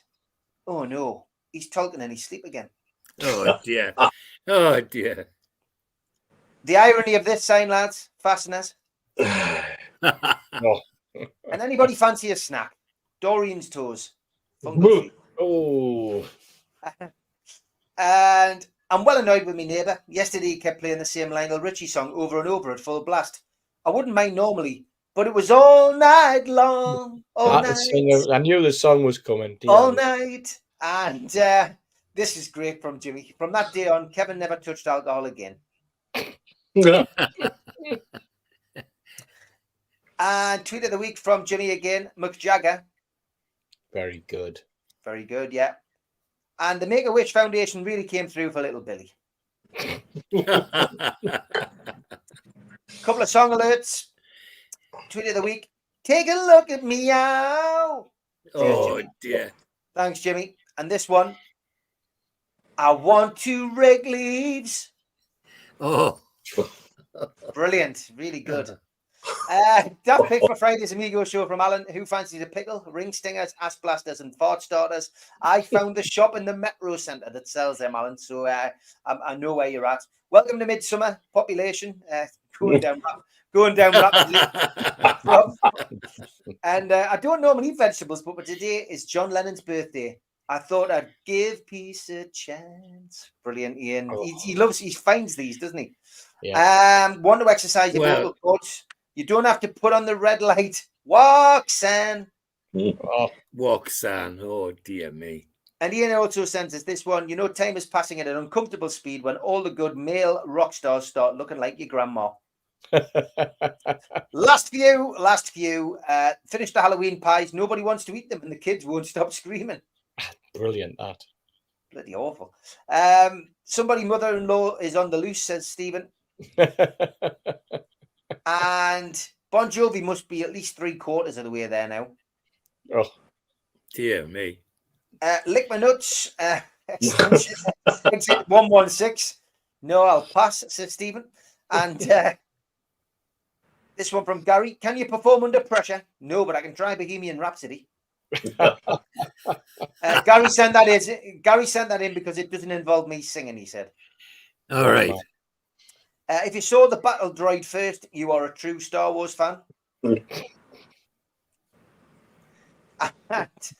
Top 2 for me. A teacher asks her class, can anyone tell me the name of Robin Hood's girlfriend? Little Paddy raises his hand and said, yes, miss, it's Trudy Glenn. No, Paddy, the answer's Maid Marian. But miss, what about the song? Robin Hood, riding Trudy Glen. Oh, dear. And the winner this week is When You're Dead, but you forgot to post it on Facebook. I think that's great. Soda Pop Kid, for the amount you sent in, Stephen Kennedy wasn't far behind your mind. Andy and Hull was in 3rd place, and Zara was in 4th this week. But honestly, keep them coming, especially the singing ones. I do like them. I know everybody else does too. Good tweet of the week. Brilliant.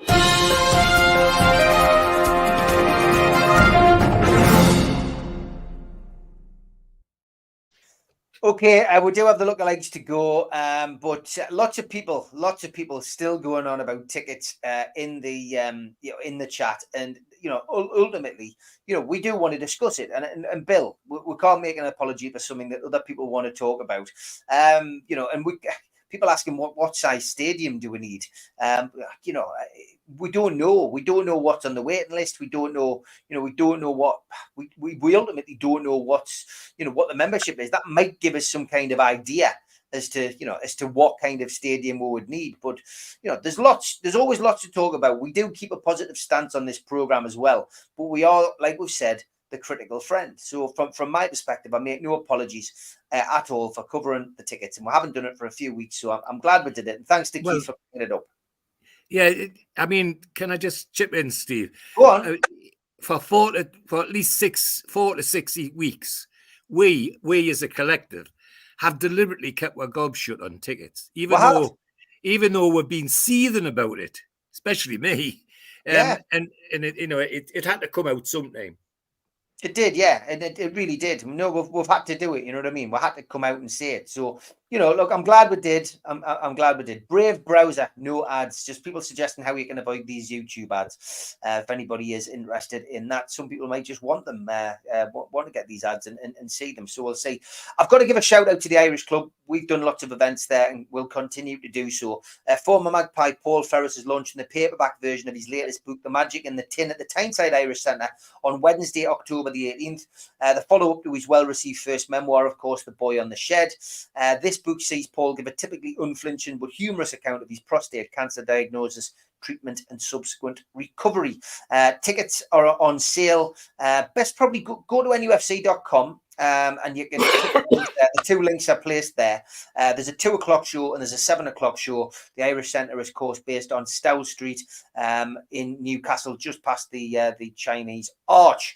And don't forget as well, PSG programs. Big complaints from the Champions League game where programs had sold out. I think there was rumours flying around there was only 8,000 printed for whatever reason.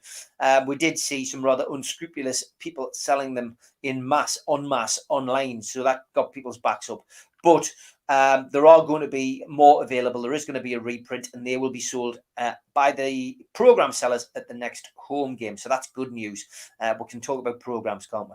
Anyway, there's also been an announcement when we've been on air. The Italian manager has come out in support of his two players. Basically just said we've got to abide by what's going on, but we do stand by Tonali. It's unfortunate that this has happened, but we've got to move on. And you might have seen a flash across the bottom of the screen before. The last set of fixtures for November have been announced by Sky. Chelsea hasn't been moved, so it's still a 3:00 kickoff on a Saturday. Whoopee! Nice to have a 3:00 kickoff on a Saturday, which is good news. Talk of football. Good evening. Says one other channel was on about moving Lee's terrace. I think I know which channel you're going on about here. Yeah. Back onto the park where the tennis court is. Anyone else heard this? Yeah. Steve, I've got to be honest, mate. I'm going to come to you first. You and I were discussing this backwards and forwards in the WhatsApp channel chat today. We never go against anyone else, like any other channels.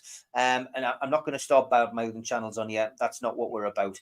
I've got to be honest. Nobody knows what the hell's going on, Steve. That's the tact I would like to take on this. Exactly. Nobody. So if there's any YouTuber out there saying this is going to happen and that's going to happen and this might happen, it's simply speculation and conjecture. Nobody knows what is happening at all. And if anybody did have an inkling of it, they wouldn't be doing the club any favours by putting it out there, Steve.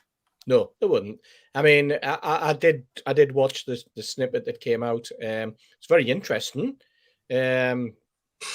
Demolishing a Grade 1 listed building and the facade and then rebuilding it. I mean, we made flippant comment for the last 3 years saying we had a solution and it was move it to Beamish, wasn't it? That was what we always laughed about. But this is actually just moving it, 150, 200 yards into where the tennis courts are. You know what? You're right. I mean, purely speculative. Somebody's obviously, floating ideas out there, and good luck to them. Let's see what happens. Personally, I don't think there'll be anything in that particular one. But this is what's going to happen, I suppose. Somebody's going to hear something. Somebody's going to be dropped on somebody. Somebody's then going to run with that particular horse and see where it takes them. And one of the podcasters has done that, put it out there. Whether he's floating an idea or whether it's genuine, I don't know. I'd never heard of it though, Steve. Yeah, the channel said the leak was from a person at the council, which is correct, Barry. That's what he said. Another clickbait rumour. Tom says it's not just Lee's Terrace. There's all the buildings on St James's Street. They're back on the opposite, the east stand on the lane running down to Strawberry Place. What happens to those?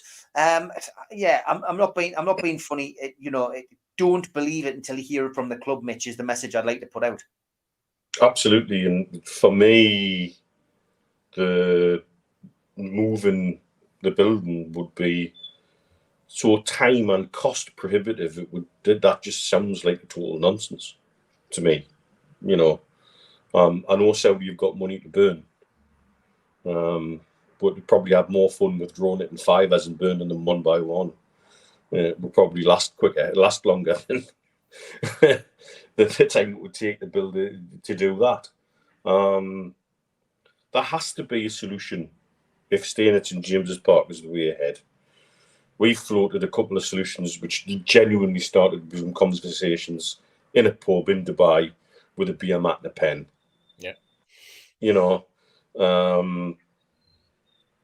all of them interesting and getting around the planning issues which exist.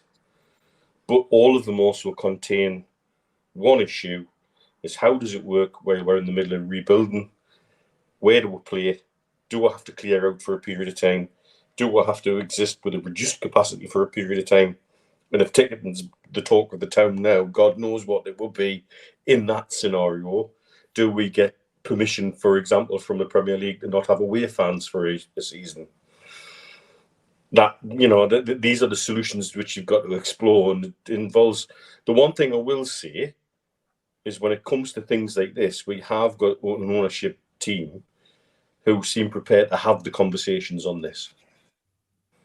And that's what it's going to need. It's going to need negotiation, a soothing of the ways, and probably finding common ground, 2 states in James's Park. I've said for a long time, I've made my peace that the long-term solution is to move to a different site, and that's the way I think anybody coming into the club was always going to go eventually. The nostalgic part of me doesn't want that to happen, but the realist says a brand new state-of-the-art stadium built somewhere where they can, built from scratch to bigger numbers, as a 24/7, 365 facility with God knows what else attached to it, is going to be infinitely cheaper than moving Lee's Terrace and building bits onto the ground, and take less time. But I'm quite, the word out of the boardroom so far still seems to be, we see St James's Park as our spiritual home and we'd like to stay there. Yeah.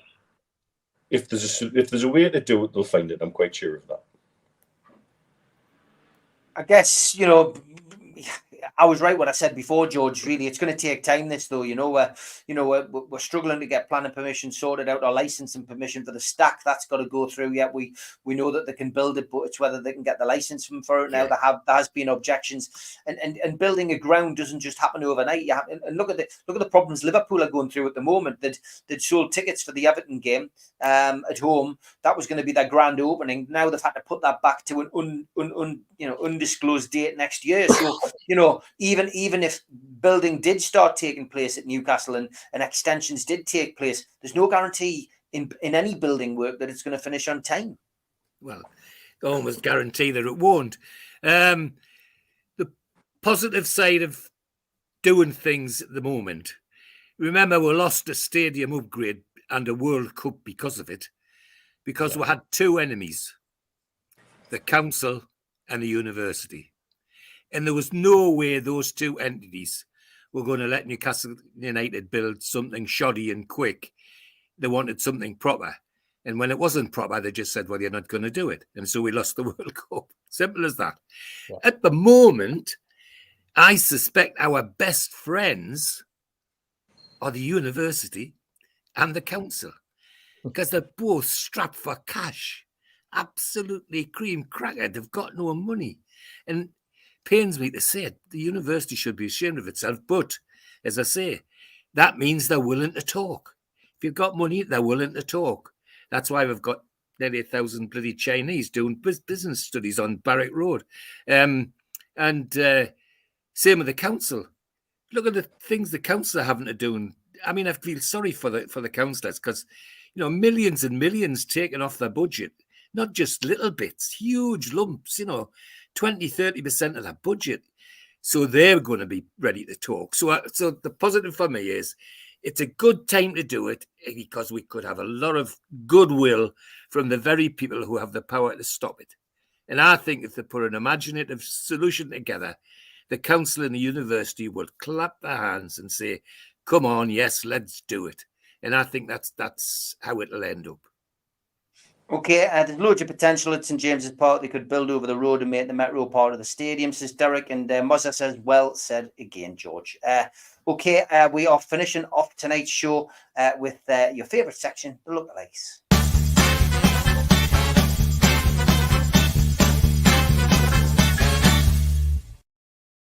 Couple of hasties chucked in for old time's sake from Rita.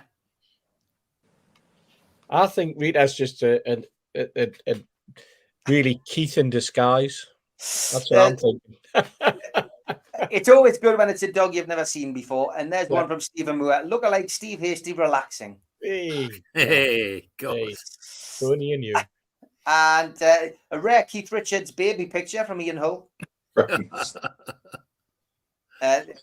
And Sam Chipperfield says, has Steve Hasty followed through? A lot of that tonight. Andrew sent us a photograph of an old football team. He says, there's Bob Carroll G's at the back. He says, at the front on the left there's a young John Beresford. And on the further along, he said, there's a guy with a wonky tash. He says, the guy in the manager's coat looks like Barry Hogan. And he says, the guy on the far right looks like David McCreary. It does, mate. I was just going to say. It does, yeah. So there we go. Thanks for that, Andrew. Grobler and Farmer Bell from Camberwick Green from Rita. Very good. God. The blonde lad in the middle looks like Reg Evans that I used to play with. Jesus. Albert, Mitch auditioning for a part in the new dance movie Dirty Dentistry. I didn't know where to fit this in. I just thought lookalikes would be suitable, Albert, because it's clearly not Mitch. Rita Oxley, Zinedine Zidane, and David Carradine. Oh, yeah. Good one, Rita. Mm-hmm. And we've had this one before, but it's always a nice one to use. Elon Musk and Kathy Bates. It is a good one. And he thought, Jacob thought I was talking to Mitch on Talk TV on Sunday. Yeah, me. And this one from Mark B. Roy Hodgson's sister, or Roy Hodgson, on an Auschwitz memorial. Elizabeth Sitrom. I can see where he's come from there, yeah. Pretty good. Couple from Tom, Gareth Gates and Jermaine Jennings. Yeah, I see that. Hammy and Lewis Suarez. Pulled some faces, didn't he? And Donkey and Shrek and Rude and Rooney. They're from Rita. And Oxley and Chamberlain and Kieran Gibbs. Yeah. This one's from Tim. Pretty good. Uther Joyce. Uther Joyce and Annie Lennox. Yeah. 100% Mags. He has a great one for lookalikes. One of my favorite game characters. Why does it look like Donkey Kong giving a thumbs up? This is the real picture, guys. It's not Photoshop. Now, that's a map. Now, that doesn't do it credit, but when you see a couple of these other ones, it does. Steve Hasty with his little Willy. And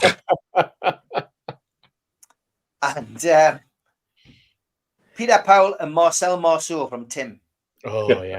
Very good. Very clever. Fabian Scher and the referee from the PSG game. Yes, I see that. And the top three. Niall from the great company British Menu and Frank Lampard. Yeah. Not bad. Top two, I couldn't separate them, lads. Ian Hulton, Lou Reed. Take a walk on the wall. Yeah, brilliant, that. Clever. So these are joint number one, lads. And Clint Eastwood from Stephen Kennedy. That one does look like it's been photoshopped, I've got to be honest. But the Lou Reed one was spectacular. So that's your lookalikes for this week. Thanks very much for sending them in. Keep them coming. We'll feature some more next week.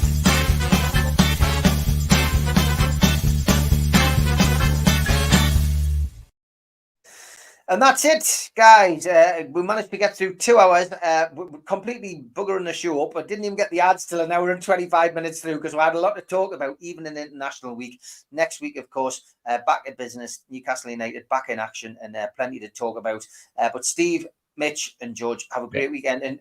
And Mitch, a very happy birthday from me and from everybody at NUFC Matters. Have a great weekend. You fully deserve it, mate. Happy birthday, Thanks, sir. lad. All the best, Paul. Take care, guys. Bye-bye. Take care, everyone.